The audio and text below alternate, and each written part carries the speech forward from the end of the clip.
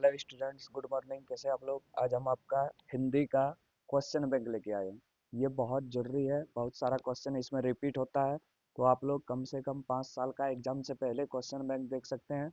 साथ ही प्रोजेक्ट परख, model paper और वर्मा प्रेस पढ़ा दिए। अगर आप लोग इतना कर लीजिए तो यकीन मानिए आपका 80 में 80 क्वेश्चन मिल जाएगा।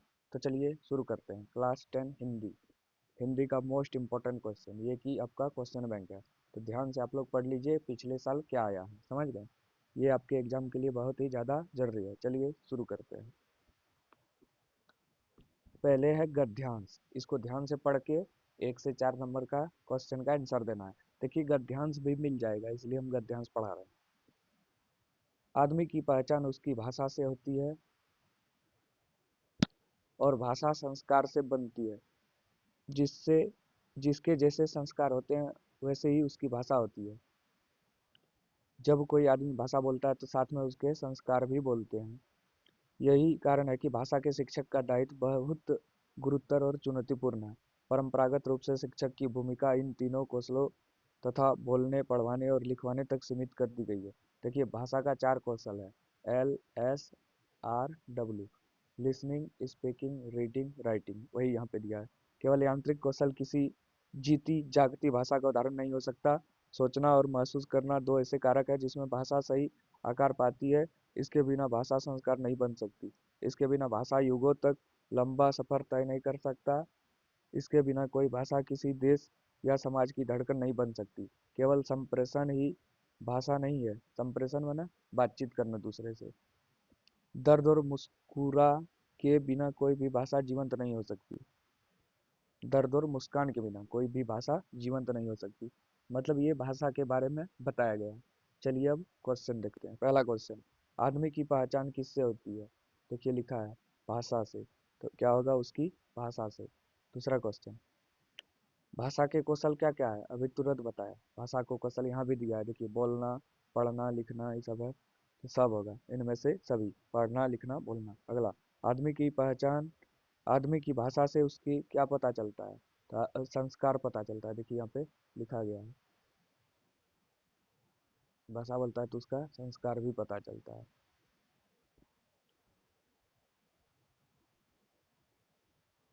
उसका संस्कार कैसे है? आदमी की भाषा से उसके बारे में क्या पता चलता है? उसका संस्कार कैसे है?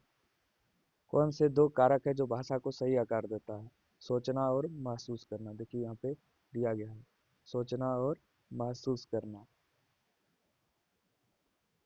दो कारक है जिसमें भाषा सही आकार पाती है। हो गया आपका। चलिए अब ध्यान से क्वेश्चन बैंक आपको पढ़ना जरूरी है। देखिए कल सब क्वेश्चन आपका एग्जाम में मिल जाएगा। क्वेश्चन बैंक पढ़िए कम से कम 2025 से 2020 तक, क्योंकि आप लोग 2026 में एग्जाम दीजिएगा। टोटल क्वेश्चन यहीं से रहेगा 100%।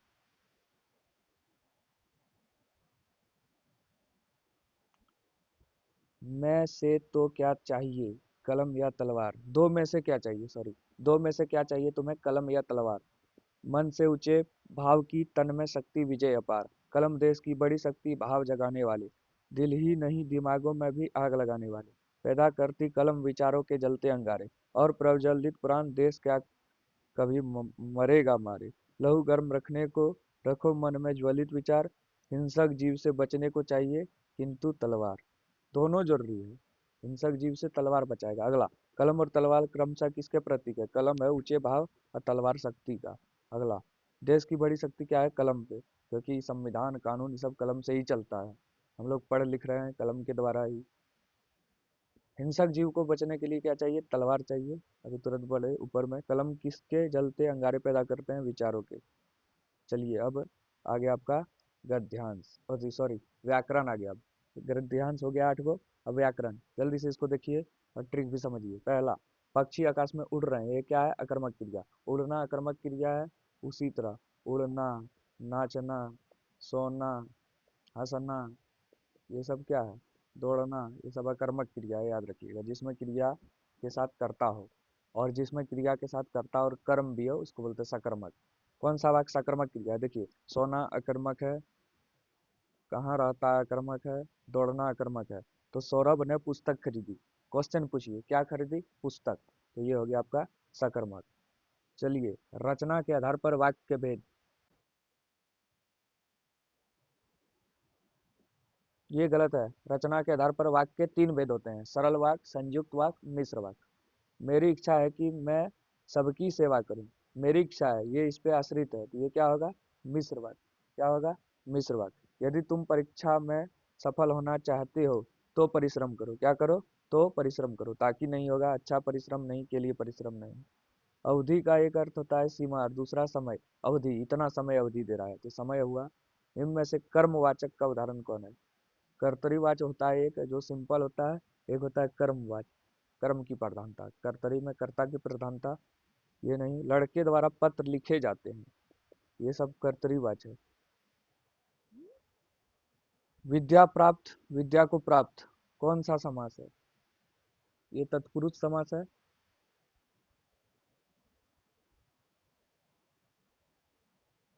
चलिए अब आगे देखिए।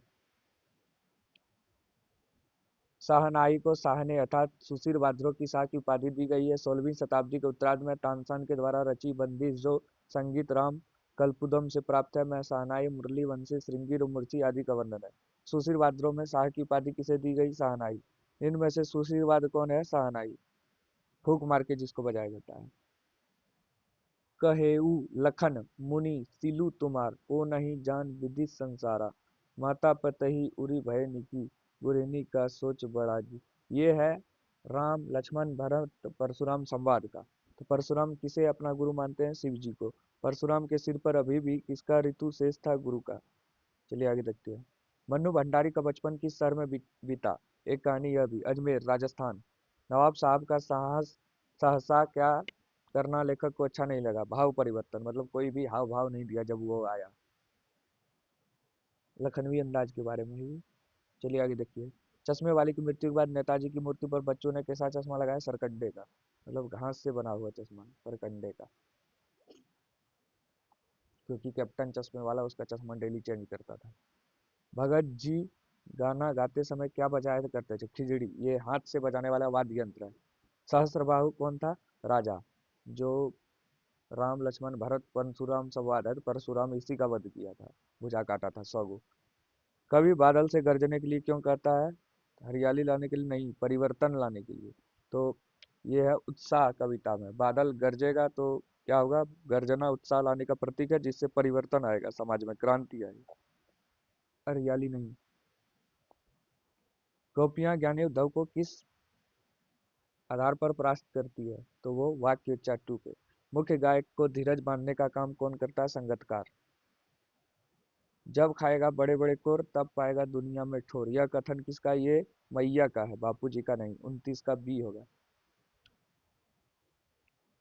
लेखिका युमथांग में क्या देखने के लिए उत्साहित थी? बर्फ, स्नोफॉल, क्योंकि प्रदूषण के कारण स्नोफॉल में कमी आई थी।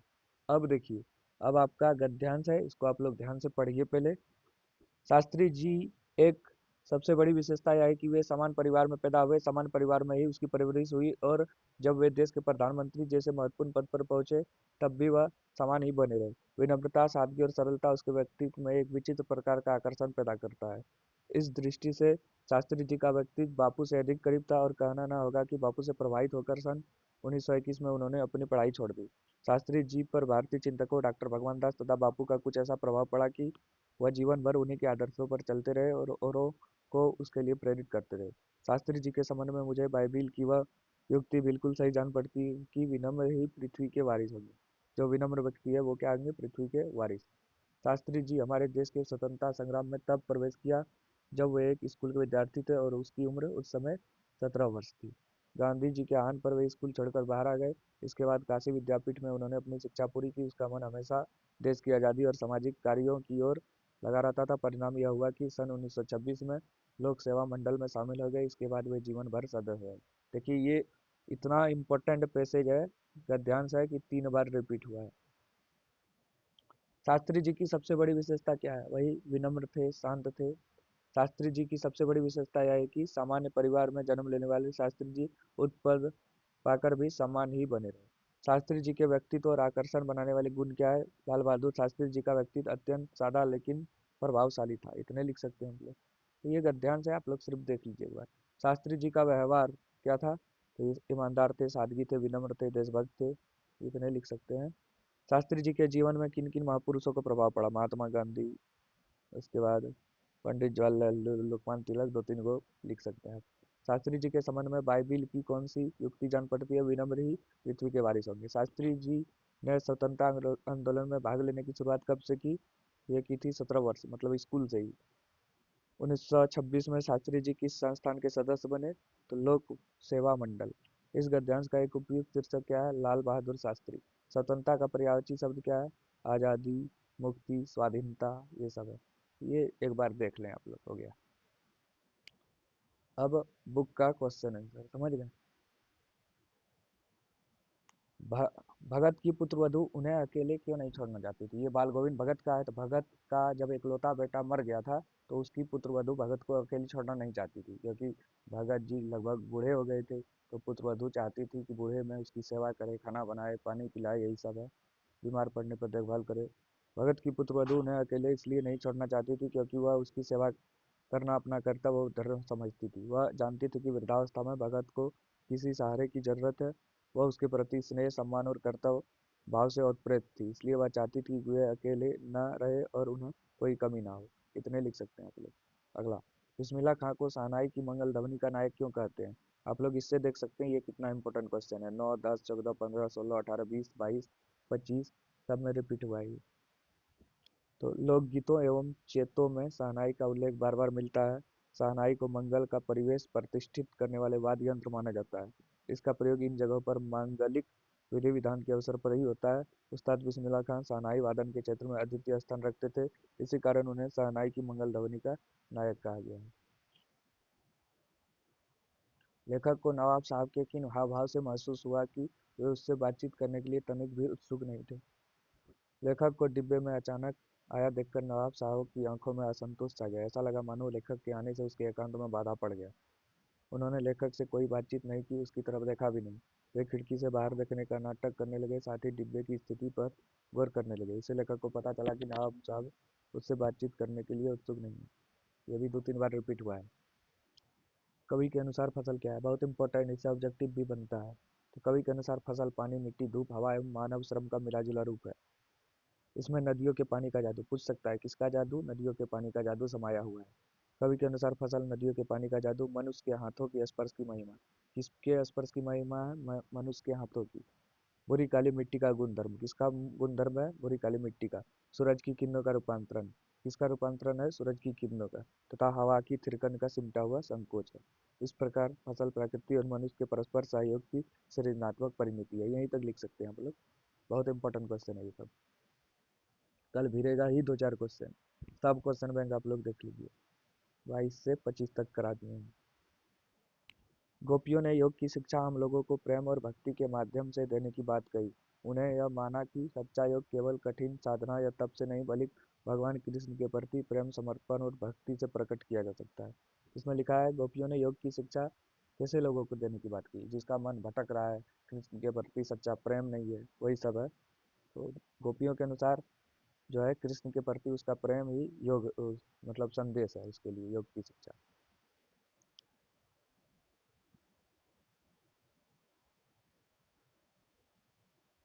कविता का शीर्षक उत्साह क्यों रखा गया है? उत्साह से अभिप्राय उमंग जोश से है। कविता का शीर्षक उत्साह एक तरफ तो बादलों को मरता हुआ देखकर प्रसन्न होने वाले प्राणियों की उमंग को प्रकट करता है, दूसरी तरफ सामाजिक क्रांति या बदलाव के फलस्वरूप लोगों में छाए जोश के लिए व्यक्त हुआ है। संगीतकार जैसे व्यक्ति संगीत के अलावा किन किन क्षेत्रों में दिखाई देता है? तो संगीतकार जैसे व्यक्ति संगीत के अलावा बड़े बड़े नेताओं, अभिनेताओं, संतों, महात्माओं के साथ भी इसी प्रकार सहयोग करता है। संगीतकार मतलब क्या हुआ? जैसे जो मुख्य गायक है उसका भूमिका निभाते हैं वो सब है संगीतकार, पीछे रहते हैं। नेताओं के इर्द गिर्द वाली भी सहायता उपनेता अपने बड़े नेता के महत्व को समझने में लगते हैं। आम कार्यकर्ता झंडा लगाने, संगीतकार कोई भी हो सकता है। जैसे कोई नेता है उसके पीछे जो सब खड़ा होगा, कोई गायक है उसके पीछे जो बजाने वाला सब है, मतलब जो मुख्य गायक या नेता को आगे बढ़ाता वही है संगीतकार। इतने ही आप लोग याद रखिए। गंतोक को मेहनतकश बादशाहों का शहर क्यों कहा जाता है? ये सिक्किम की राजधानी और बहुत बार रिपीट हुआ है, क्वेश्चन देख लें।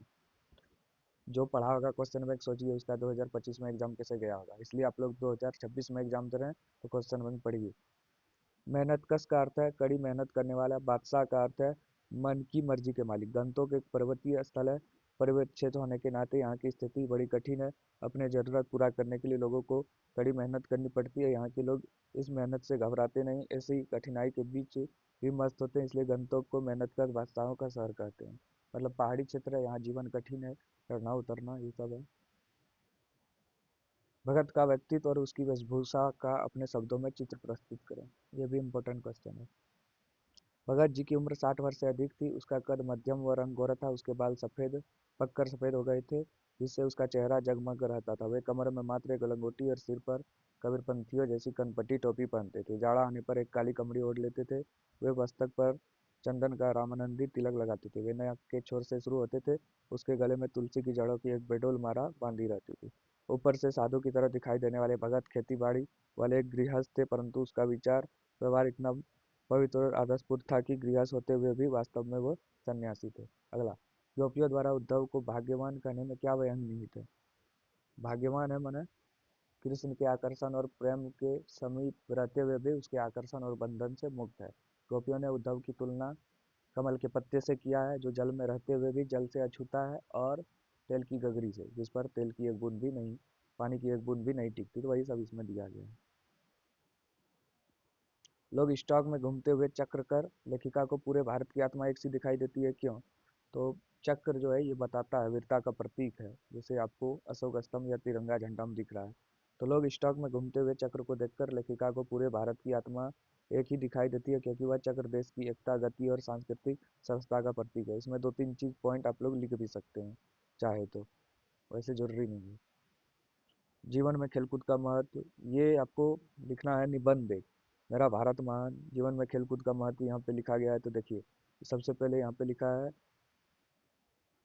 भूमिका। तो मनुष्य के जीवन में शारीरिक, मानसिक और सामाजिक विकास के लिए खेलकूद अत्यंत आवश्यक है। यह न केवल शरीर को स्वस्थ रखता है, बल्कि मन को भी प्रसन्न रखता है। यहीं तक लिखना है। खेल से लाभ, इसमें भी दो तीन पॉइंट लिखना है। स्फूर्ति बनी रहती है। खेल के प्रकार लिख सकते हैं, इंडोर आउटडोर जो है, और लास्ट में निष्कर्ष लिख सकते हैं। समझ गए? अपने भाई के विवाह में शामिल होने के लिए पत्र लिखें। तो आप लोग वर्मा प्रेस वाला देख सकते हैं, उसमें बताए थे। प्रिय मित्र, नमस्ते, कल पत्र मिला। मैं आपको बताना चाहता हूँ, मेरा भाई की शादी इतना को है, तो आप आ सकते हैं, ये सब लिख सकते हैं। नालियों की सफाई के लिए स्वास्थ्य अधिकारी सेवा में श्रीमान स्वास्थ्य अधिकारी, अपना जिला का नाम देवघर। भी से नालियों की साफ सफाई के संबंध में वहाँ से सभी निवेदन यह है कि मेरे क्षेत्र में सड़कें और नालियाँ में गंदगी का अंबार लगा है, नालियाँ अवरुद्ध हो गई है, सड़कों में जगह जगह गड्ढा है। तो कृपया इसकी साफ सफाई कराने की कृपा करें। इसके लिए मैं श्रीमान का सदा आभारी बना रहूँगा। पर्यावरण के प्रति जागरूक, और क्या है, निखार हर्बल साबुन की बिक्री के लिए थे। पर्यावरण के प्रति जागरूक कैसे लिखेंगे? स्वच्छ पर्यावरण सुखद जीवन। तो लिख सकते हैं पर्यावरण को स्वच्छ रखने में मदद करें, कूड़ा कचरा ना फैलाएं, यही सब लिख सकते हैं। हर्बल साबुन, तो हर्बल साबुन का सदा प्रयोग करें, 21 जड़ी बूटियों से निर्मित, प्राकृतिक सुंदरता के लिए। समझ गए? इस तरह लिख के आप लोग इसको घेर सकते हैं। अपने नज़दीकी स्टोर से खरीदें, मात्र 10 रुपया में, ये सब लिख सकते हैं। ठीक है? कैसे लगा वीडियो आप लोग कमेंट करके बताइए। और इसके नीचे 2024, 23, 22 भी करा दिए हैं, तो आप लोग उसको कम से कम प्लीज़ उतना देख लीजिए। ठीक है? धन्यवाद।